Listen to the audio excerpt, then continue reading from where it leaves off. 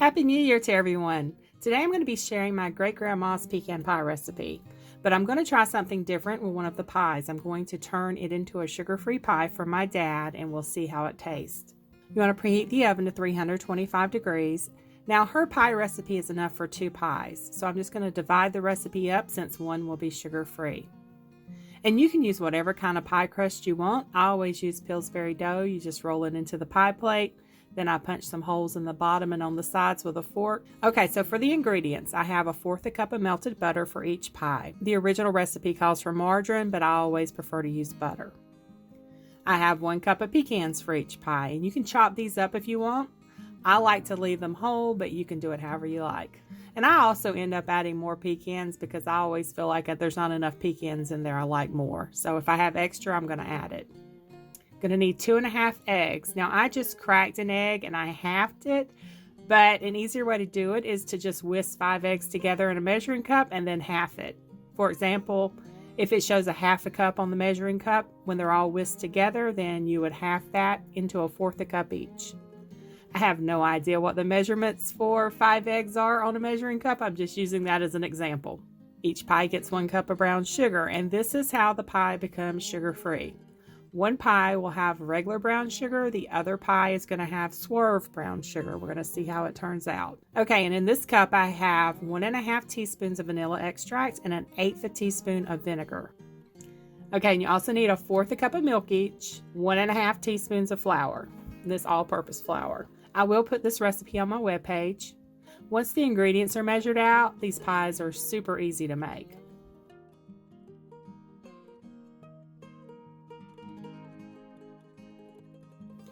All I do is mix all the ingredients together except the pecans. If the brown sugar is lumpy, then use a fork to break the clumps up.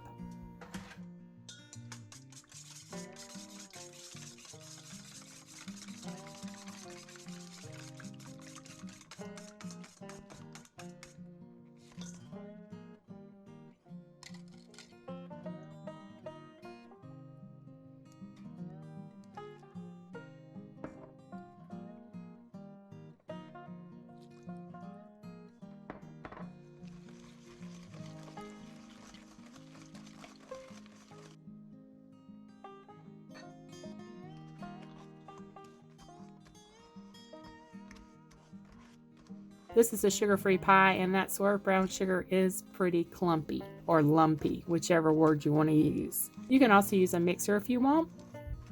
It goes quickly without a mixer, so I don't really see the need to get out the mixer when doing simple recipes like this, but if you prefer, go ahead and do that.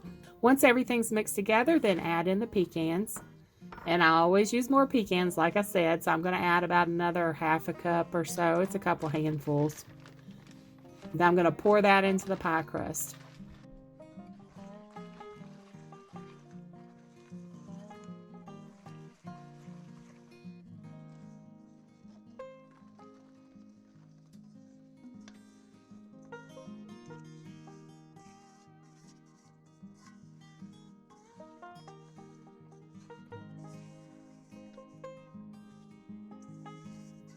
I'd say I'd have about 1½ to 2 cups of pecans in this pie. I think the original recipe called for 1 cup, and I think that was for 2 pies, if I'm not mistaken. But I always add more. Okay, so let's mix the other pie. The other pie is the exact same thing. The only difference is we have regular brown sugar.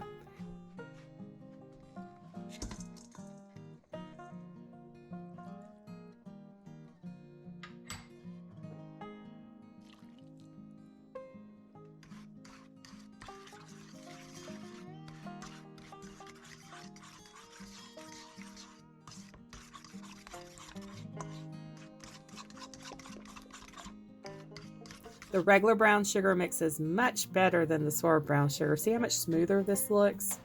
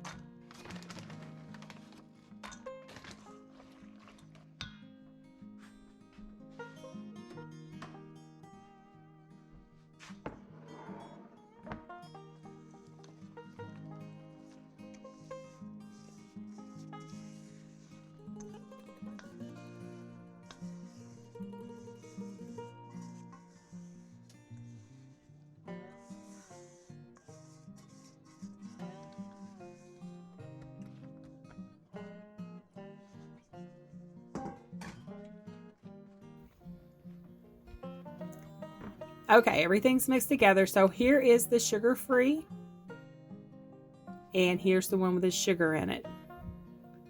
Let's place them in the oven. You want to bake these for 55 to 60 minutes until they're set. About 30 minutes in, you want to check the pie crust to make sure it isn't getting too dark around the edges. If it's already golden brown, then take a pie shield or aluminum foil and place around the edges of the crust to keep the crust from burning as it bakes. Okay, here are the finished products. This darker one is the sugar-free one, which is kind of funny because the other pie was darker when I placed it in the oven. I'm going to be giving this pie to my dad for Christmas, and we're going to be having this other one at Steve's parents' house for Christmas. And I usually don't post videos or recipes that I have not tasted or Steve hasn't. Sometimes I don't eat things I cook and Steve is the taste tester, but anyway, I didn't try the sugar-free pie. I told my parents to call me when they tried it because I needed an honest review. I don't want to post recipes that aren't any good. So I get a phone call and the first thing they ask is if I'm sure that this pie was sugar-free. I reassured them that this was the sugar-free pie and they said it was delicious. The texture was perfect too and it wasn't runny. So this is how I turned an old family recipe into a sugar-free one. I do know that sugar substitutes can sometimes be sweeter than sugar. They did say it was sweet but delicious. They had smaller slices. If you want a little less sweetness, you can always reduce the brown sugar substitute by a couple of tablespoons. And this is an old family recipe that makes a delicious pie every time. Thanks for watching. If you have any questions, send me an email or leave them in the comments. I try to answer comments every evening. Don't forget to subscribe for more do-it-yourself projects, bird videos, gardening, and drill-worthy human and doggy treats. Y'all have a blessed day.